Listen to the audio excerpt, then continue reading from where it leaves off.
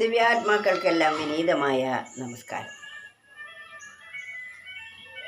നമ്മുടെ കയ്യിൽ ഒരു വെളിച്ചമുണ്ടെങ്കിൽ എവിടെ പോയാലും ഇരുട്ട് നമുക്കുണ്ടാവുകയില്ല. ഇരുട്ടിൽ തപ്പാതിരിക്കണമെങ്കിൽ നമ്മുടെ കൈവശം ഒരു വെളിച്ചം അനിവാര്യമാണ്.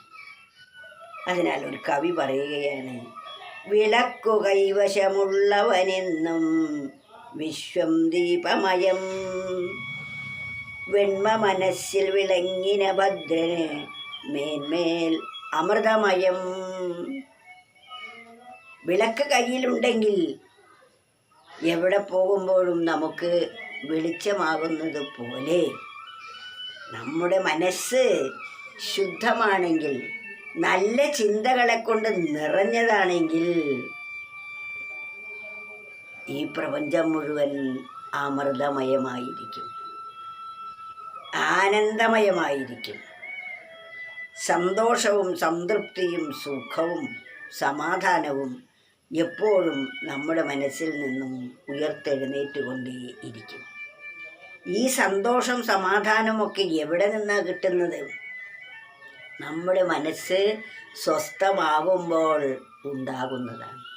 അതാണ് വെണ്മ നിറഞ്ഞ മനസ്സിൽ, വെണ്മയുള്ള മനസ്സിൽ, അശുദ്ധികളില്ലാത്ത ശുദ്ധമായ, കാപട്യം, ചതി, വഞ്ചന, ദേഷ്യം, പക ഇതൊക്കെ ഇല്ലാത്ത മനസ്സാണ് ശുദ്ധ മനസ്സ്. അവിടെ സ്നേഹം മാത്രമേ ഉണ്ടാകൂ. കാരണം മനസ്സിൻ്റെ സഹജമായ സ്വഭാവം സ്നേഹമാണ്. ഈശ്വരൻ സ്നേഹമാണ്. ആ ഈശ്വരനിൽ നിന്ന് മനസ്സുണ്ടായപ്പോൾ അതിൻ്റെ സഹജമായ സ്വഭാവവും സ്നേഹമാണ്. പക്ഷെ ആ മനസ്സ് ഇന്ദ്രിയദ്വാര ബഹിർഗമിച്ചപ്പോൾ ഇവിടെ രാഗദ്വേഷങ്ങളും കാമക്രോധങ്ങളും ഇഷ്ടാനിഷ്ടങ്ങളും തെറ്റും ശരിയും ഇങ്ങനെ അനേക ദ്വന്ദ്ങ്ങൾ. ചിലതൊക്കെ നമുക്ക് ഇഷ്ടപ്പെടും, ചിലത് ഇഷ്ടപ്പെടില്ല. കാരണം ത്രിഗുണങ്ങളാണ് അതിന് കാരണം. പ്രപഞ്ച വസ്തുക്കളെല്ലാം ത്രിഗുണാത്മകമാണ്, നമ്മുടെ മനസ്സും ത്രിഗുണാത്മകമാണ്. ഇവ തമ്മിലുള്ള സംഘട്ടനമാണ് അശാന്തിയായിട്ട് അനുഭവമാകുന്നത്. എന്നാൽ വിഷയങ്ങളിലേക്കൊഴുകാത്ത മനസ്സ് പരമശാന്തമായിരിക്കും. അത് ശുദ്ധവും നിശ്ചലവും ആകുമ്പോൾ വെണ്മ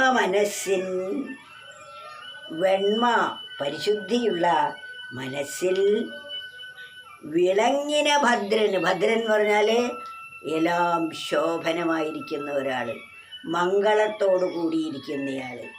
അയാൾക്ക് വിളങ്ങിന ഭദ്രന് മേന്മേൽ അമൃതമയം. ഇവിടെ മൃതം എന്ന ഭയമേ അവർക്കില്ല, അമൃതത്വം അവർക്കനുഭവമാകും. എല്ലാത്തിലും പരമ നിർവൃതി മാത്രമേ ഉണ്ടാവുകയുള്ളൂ. പോരായ്മകൾ ഒന്നും തന്നെ ഉണ്ടാവുകയില്ല. ഈ പോരായ്മകളാണല്ലോ ദുഃഖത്തിന് കാരണം. ഇവിടെ പോരായ്മകൾ നമ്മുടെ സങ്കല്പം മാത്രമാണ്. ഇത് വേണ്ടതാണ്, അത് വേണ്ടാത്തതാണ്, അത് ചീത്തയാണ്, ഇത് നല്ലതാണ്. ഇത്തരം കൽപ്പനകൾ. ഇവിടെ വസ്തുക്കളെല്ലാം ഈശ്വരമയമാണെന്ന് ബോധിച്ചവർക്ക് നല്ലതോ ചീത്തയോ ഇല്ല. അതാണ് മുന്നമിക്കണ്ട വിശ്വം അശേഷവും ഒന്നായുള്ള ഒരു ജ്യോതിസ്വരൂപമായി. ആ ജ്യോതിസിനെ നമ്മൾ നമ്മുടെ മനസ്സിൽ കണ്ടെത്തി കഴിയുമ്പോൾ ഈ പ്രപഞ്ചം മുഴുവൻ ആ ജ്യോതിസ് മാത്രമാണ്. ആ ജ്യോതിസ്വരൂപമാണ് ഈ പ്രപഞ്ചം മുഴുവൻ. അവിടെ പട്ടിയോ നായയോ ഈച്ചയോ പൂച്ചയോ മനുഷ്യനോ മറ്റു ജീവജാലങ്ങളോ ഒന്നും ആയിട്ടല്ല കാണുക. വൃക്ഷലതാദികളും പക്ഷിമൃഗാദികളും എല്ലാം ഒരേ ചൈതന്യത്തിൻ്റെ പ്രകാശസ്ഫുരണങ്ങൾ മാത്രമായിട്ടായിരിക്കും കാണുക. അതാണ് അമൃതമയം. അവിടെ ഭയലേശമില്ല. അതിനാൽ വിളക്കു കൈവശമുള്ളവനെന്നും വിശ്വം ദീപമയം, വെണ്മ മനസ്സിൽ വിളങ്ങിന ഭദ്രന്. ഏതൊരാളുടെ മനസ്സിലാണോ വെണ്മയുള്ളത്, ഏതൊരാളുടെ മനസ്സാണോ പരമപവിത്രമായിരിക്കുന്നത്, അവർക്ക് മേൽക്കുമേൽ ഈ പ്രപഞ്ചം അമൃതമയമായിരിക്കും. ഇവിടെ ഒന്നും നശിക്കുന്നേയില്ല. താൻ നശിക്കാത്തതിനെയാണ് ആശ്രയിക്കുന്നത്. നശിക്കുന്നതിനെ ആശ്രയിച്ചാൽ നിരാശയും ദുഃഖവുമായിരിക്കും. എന്നാൽ നശിക്കാത്ത ആ പരമസത്തയാണ് സർവത്തിലും മടങ്ങിയിരിക്കുന്നത്. അതിനെയാണ് നാം കാണുന്നതും അനുഭവിക്കുന്നതും എല്ലാം. പക്ഷേ ഈ ലോകത്തെ കണ്ട് കാഴ്ചകൾ കണ്ടിങ്ങോ നിങ്ങൾ കാണേണ്ടതെങ്ങോ മറന്നു. കാണേണ്ടതെന്താണോ അതിനെ മറന്നുപോയി. ഇതിനൊക്കെ അന്തര്യാമിയായിരിക്കുന്ന ഒരിക്കലും നശിക്കാത്ത പരമസത്തയെയാണ് കാണേണ്ടത്. അത് മറന്നുപോയി. ഈ കാഴ്ചകളിൽ മയങ്ങിപ്പോയി. കാഴ്ചകൾ കണ്ടിങ്ങേ നിങ്ങൾ കാണേണ്ടതെങ്ങോ മറന്നു. കാണേണ്ടതെന്തോ അത് മറഞ്ഞുപോയി. ലക്ഷ്യം പുറത്തല്ലടുത്താണകത്താണ്. നമുക്കറിയപ്പെടേണ്ടതായ ലക്ഷ്യം അനശ്വരമായിരിക്കുന്ന ആത്മാനന്ദ വസ്തു അത് നമ്മളിൽ തന്നെയാണ്. അത് പുറത്തു തെരഞ്ഞാൽ എങ്ങനെ കിട്ടും? ലക്ഷ്യം പുറത്തല്ലടുത്താണകത്താണ് അനശ്വരാത്മാനന്ദ വസ്തു.